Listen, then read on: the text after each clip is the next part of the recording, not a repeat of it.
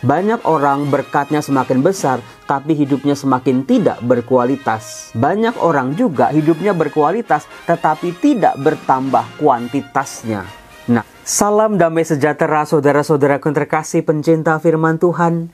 Berjumpa kembali dengan Bible Learning with Father Joseph. Saudara-saudara, sekali-sekali saya mau colek Anda Anda yang di mana nih tinggalnya nih? Silakan tulis di kolom komen. Anda tinggal di kota mana? Saya colek, silakan colek balik. Saudara, apa kabar? Saya sangat berharap, saya berdoa, semoga roh Tuhan yang sudah tinggal dalam diri kita, kasih Tuhan yang menguasai kehidupan kita, sungguh-sungguh memerdekakan kita. Romo, merdeka dari apa Romo? Saya nggak sedang dibelenggu. Saudara-saudara, meskipun secara fisik kita bisa kemana-mana, kita bisa melakukan apapun, tetapi banyak orang Kristiani, banyak para pengikut Kristus, seolah-olah kakinya terbelenggu, kakinya dirantai, tangannya diikat, mulutnya ditutup, matanya juga diselubungkan oleh selubung kain. Karena apa? Oleh dosa-dosa masa lalu, oleh kepahitan-kepahitan keluarganya, oleh kemalasannya, oleh egoisnya, oleh kesombongannya, oleh kedagingannya. Sehingga semua hal itu tidak bisa menjadikan dirinya bebas sebagai anak-anak Allah.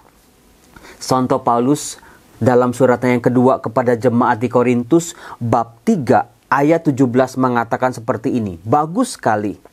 Sebab Tuhan adalah roh. Dan di mana ada roh Allah, di situ ada kemerdekaan.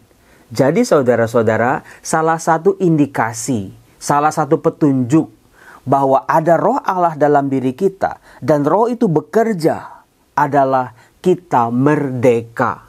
Merdeka dalam arti apa, Romo? Apakah bisa berbuat semau-maunya, bisa menindas orang lain, bisa melakukan apapun dari A sampai Z misalnya? Saudara-saudara, merdeka sebagai anak-anak Allah artinya seperti ini. Dilanjutkan di ayat 17. Dan dengan muka yang tidak terselubung, kita mencerminkan kemuliaan Allah. Itulah kebebasan, tanpa selubung, tanpa drama, tanpa kepura-puraan, tanpa kemunafikan, tanpa hal-hal kedagingan, hal-hal duniawi, bahkan materi. Kita betul-betul bisa memancarkan kemuliaan Allah.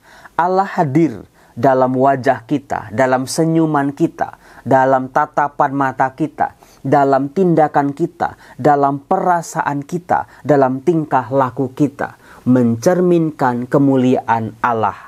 Jadi kalau Anda bertanya, Romo, bebas sejauh mana? Bebas dalam arti apa? Kita bisa melihat diri kita. Apakah kata-kataku, tindakanku, cara aku melihat orang, cara aku menilai orang, cara aku melakukan sesuatu, cara aku melayani, cara aku bergerak, cara aku bertingkah laku setiap hari. Apakah orang sudah bisa melihat kebaikan Allah, kemuliaan Allah, kasih Allah, pengampunan Allah, kehadiran Allah dalam diri kita? Coba cek, kalau kita maki-maki suami, kita galak sama suami, kita tidak setia sama istri, kita melawan orang tua, kita menindas pembantu rumah tangga, kita berbuat semena-mena sama karyawan kita, pokoknya segala macam dosa kita lakukan. Orang-orang itu melihat, itu menilai, ini kok bukannya melihat kemuliaan Allah, tapi melihat setan betul-betul. Saudara-saudara yang terkasih, ajaran Kristiani sangat jelas. Allah yang tinggal dalam diri kita, bukan klaim sepihak diri kita. Wah, kita bisa bahasa roh, kita bisa nyanyi-nyanyi, kita bisa menampilkan dengan pakaian-pakaian keagamaan. Pakai rosario, pakai anting salib, pakai kalung salib gede-gede. Tetapi yang dilihat adalah tingkah laku, bagaimana kita membawakan diri sehari-hari dalam kehidupan nyata. Apakah kita sendiri bisa, oh ya ini saya sedang melihat Allah dalam diri saya. Atau orang lain melihat, sungguh kalau ngelihat kamu tuh adem, Kalau ngelihat kamu tuh, suara kamu tuh penuh kasih misalnya. Terasa sekali uluran tangan Allah. Terasa sekali kehadiran Allah ketika melihat seseorang yang memang sungguh-sungguh sudah merdeka di hadapan Allah. Kemudian dikatakan, dan karena kemuliaan itu datang dari Tuhan yang adalah roh, maka kita diubah menjadi serupa dengan gambarnya dalam kemuliaan yang semakin besar. Waduh Romo, andai kata ayat ini sudah saya baca sejak lama Romo, baru baca sekarang ini. Jadi kalau kita menampilkan wajah Allah, menghadirkan Allah dalam tingkah laku dan kehidupan kita, betul-betul bukan cuma tinggal terus statis, bukan cuma tinggal ya udah gitu-gitu aja, tetapi kemuliaannya semakin besar. Kemuliaan Allah yang semakin besar juga menunjukkan sebuah kuantitas dan kualitas. Banyak orang berkatnya semakin besar, tapi hidupnya semakin tidak berkualitas. Banyak orang juga hidupnya berkualitas, tetapi tidak bertambah kuantitasnya. Nah, dengan menghadirkan Allah dalam diri kita, kemuliaan Allah semakin besar. Secara kuantitas, secara jumlah, maupun secara kualitas. Saudara-saudara, baca sekali lagi nanti di rumah masing-masing Anda secara pribadi. 2 Korintus bab 3 ayat 17 dan ayat 18. Baca berkali-kali, baca terus-menerus sampai Anda menemukan kebenaran di dalamnya. Bagaimana roh Allah itu ternyata memerdekakan aku dari diriku sendiri. Mungkin selama ini pelayanan kita, kebaikan kita, kasih kita masih tercampur-campur. Apa yang bisa aku dapat kalau aku berbuat baik? Apa yang bisa aku dapat kalau aku mengampuni? Apa yang bisa aku peroleh kalau aku bersedekah misalnya? Kalau aku berbuat baik sama orang, aku mengharapkan yang baik juga pastinya. Nah, saudara-saudara, bersihkan itu.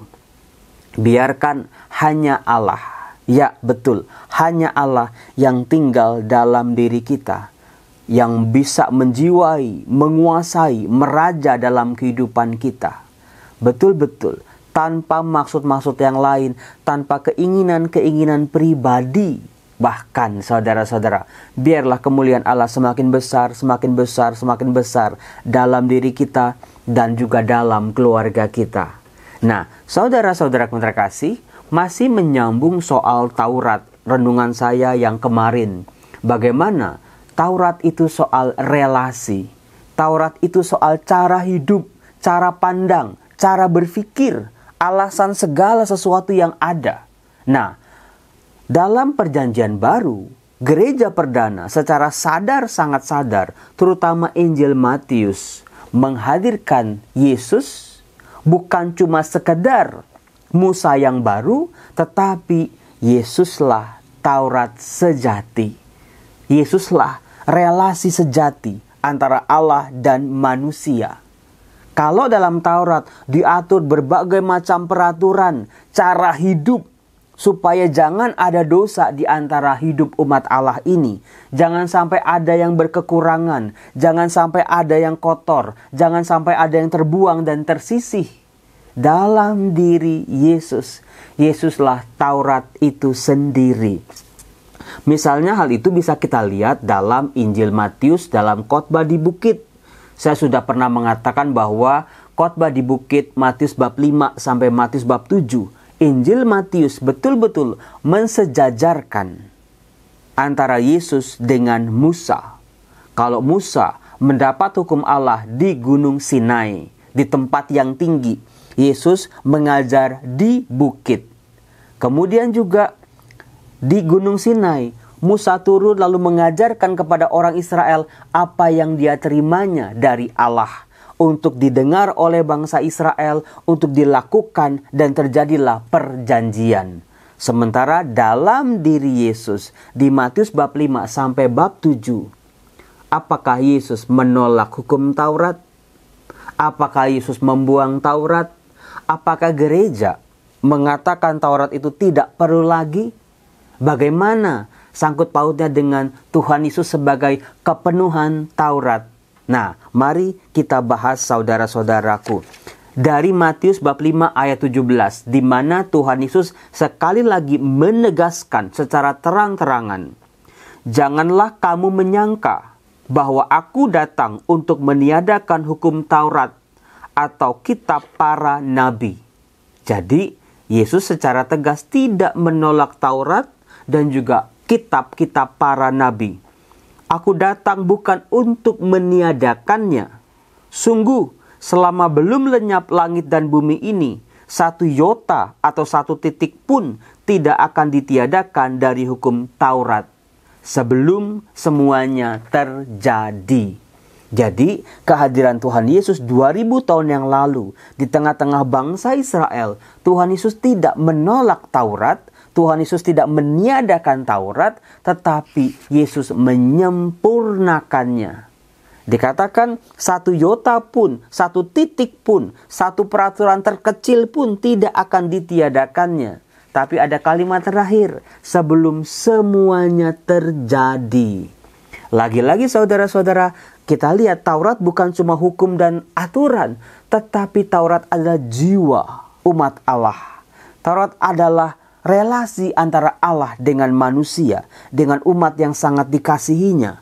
Taurat mengajak manusia untuk bisa mengasihi Allah dengan segenap hati, pikiran, jiwa, dan kekuatannya. Taurat juga yang membuat manusia untuk bisa mengasihi sesamanya seperti dirinya sendiri. Itulah yang terpenuhi dalam diri Yesus, dalam hidupnya, dalam ajarannya, dalam kehadirannya di tengah umat Israel, dalam karya penebusannya, dalam mukjizatnya, dalam sengsara, wafat, dan kebangkitannya. Apa-apa yang diajarkan dalam Taurat sungguh-sungguh menjadi nyata dalam diri Yesus yang sungguh Allah, sungguh manusia. Di dalam diri Yesuslah sungguh-sungguh cinta kepada Allah tampak dengan luar biasa. Kemuliaan Allah semakin besar dalam diri Yesus Kristus. Demikian juga cintanya kepada seluruh umat manusia tampak sangat jelas, apalagi dalam wafat dan kebangkitannya. Jadi saudara-saudaraku yang terkasih, kita sebagai orang-orang Kristiani di zaman ini tidak perlu lagi bertanya-tanya, kenapa? Kan Taurat kan sudah itu perjanjian lama, ngapain kita baca-baca lagi? Kan udah diperbaharui dalam diri Yesus Kristus. Taurat itu kan cara hidupnya orang-orang Yahudi. Kita-kita ini kan sudah ditebus. Atau, wah kita mau kembali kepada Taurat, melaksanakannya dengan detil sedetil-detilnya. Saudara-saudaraku terkasih, jawaban terhadap semua pertanyaan-pertanyaan itu bisa dirangkum dari lihatlah cara hidup Yesus sendiri. Lihatlah kasih Allah yang terpancar dalam diri Yesus Kristus Tuhan kita. Kasih-Nya yang mau merangkul, kasih-Nya yang mau mendamaikan, kasih-Nya yang mau mengajak kita untuk terlibat dalam tindakan kasih sebagai anak-anak Allah. Kasih-Nya yang sungguh membebaskan kita dari belenggu-belenggu masa lalu kita. Kasih-Nya yang membuka segala penghambat-penghambat yang selama ini merintangi kita untuk menjadi pribadi-pribadi yang lebih baik lagi. Bagaimana sih Tuhan Yesus dalam ajarannya menyempurnakan Taurat? Saya akan tunjukkan kepada Anda dalam Matius bab 5. Dikatakan di ayat 21. Kalian telah mendengar apa yang disabdakan kepada nenek moyangmu, jangan membunuh. Nah, di situ Tuhan Yesus dengan terang-terangan mengajak kita untuk melihat apa yang diajarkan dalam Taurat, jangan membunuh. Dikatakan siapa yang membunuh harus dihukum. Nah, bagaimana Sang Sabda mengajarkan Taurat? Sang Sabda menafsirkan Taurat. Sang Sabda menghadirkan intisari dari Taurat. Dikatakan begini, tetapi aku berkata kepadamu. Ini yang tidak dikatakan oleh Musa, tidak diperbuat oleh Musa. Musa hanya menyampaikan pesan-pesan Allah, perintah-perintah Allah kepada umat Israel. Tetapi Tuhan Yesus, Allah sendiri yang hadir. Aku berkata kepadamu, setiap orang yang marah kepada saudaranya harus dihukum. Barang siapa berkata kepada saudaranya kafir, harus dihadapkan ke mahkamah agama. Dan siapa yang berkata jahil harus diserahkan ke dalam neraka yang menyala-nyala. Romo, Apakah artinya Tuhan Yesus menambah-nambah aturan Taurat? Gak boleh marah, gak boleh bilang orang kafir, gak boleh bilang orang jahil gitu. Kalau kita baca, kalau kita tafsirkan saudara-saudara, seperti ini. Perintah jangan membunuh itu ada di tengah-tengah misalnya. Yang diajarkan oleh Tuhan Yesus adalah perintah-perintah jangan marah, jangan bilang kafir, jangan bilang jahil kepada sesama. Yang dilarang oleh Tuhan Yesus adalah hal-hal yang membuat atau yang menjadi alasan seseorang bisa membunuh orang lain. Oh iya ya Romo, benar juga ya. Kalau orang sampai membunuh, bisa jadi karena dia marah sama orang yang dia bunuh. Orang menjadi marah mungkin gara-gara pernah dimaki-maki, kafir lo, kafir lo, kafir lo. Sebagai orang yang tidak mengenal Tuhan. Orang bisa ngata-ngatain orang kafir, mungkin dia pernah diejek sama temennya, dibilang, oh jahil loh. Jahil kan itu sesuatu yang sederhana saudara-saudara. Kalau kita main sama teman jahil loh gitu misalnya. Jadi Tuhan Yesus mengajarkan kita untuk mencegah dosa-dosa kecil, pelanggaran-pelanggaran kecil yang kalau ditumpuk-tumpuk bisa menambah kemarahan demi kemarahan sehingga orang menjadi kalap, menjadi buta betul-betul sehingga dia membunuh sesamanya. Mungkin setelah dia membunuh itu dia menyesal juga, ya kok aku bisa berbuat seperti itu. Karena apa? Karena dosa-dosa kecilnya yang ditumpuk-tumpuk. Dari hal-hal kecil yang dianggap biasa. Dari hal-hal kecil yang bisa dianggap sebagai ya udahlah orang lain juga melakukan itu kok. Sebuah kesalahan ketika dilakukan oleh banyak orang lama-lama menjadi hal yang biasa. Hati-hati dengan itu. Itulah yang mau dicegah oleh Tuhan Yesus. Alasan-alasan orang sampai jatuh pada dosa yang besar. Coba Anda baca. Larangan berzina. Barang siapa melihat perempuan lain dan menginginkannya, dia harus dihukum juga. Jadi perintah jangan berzina juga dilarang oleh Tuhan Yesus dengan cara kita meminimalisir atau meniadakan atau menjauhi perbuatan-perbuatan yang bisa membuat kita nanti ujung-ujungnya jadi berzina. Nah itu dia. Hal-hal yang kecil yang sering kali dianggap remeh oleh kehidupan kita sebagai manusia. Jadi Tuhan Yesus mengajarkan kepada kita semangat dasarnya. Bukan pada hukuman, bukan pada perintahnya saja. Tetapi bagaimana kita membentengi diri. Jangan sampai jatuh ke dosa-dosa yang besar. Saudara-saudara, keren bukan yang diajarkan oleh Tuhan Yesus? Sang Sabda mengajarkan, menafsirkan, menghadirkan intisari dari Sabda.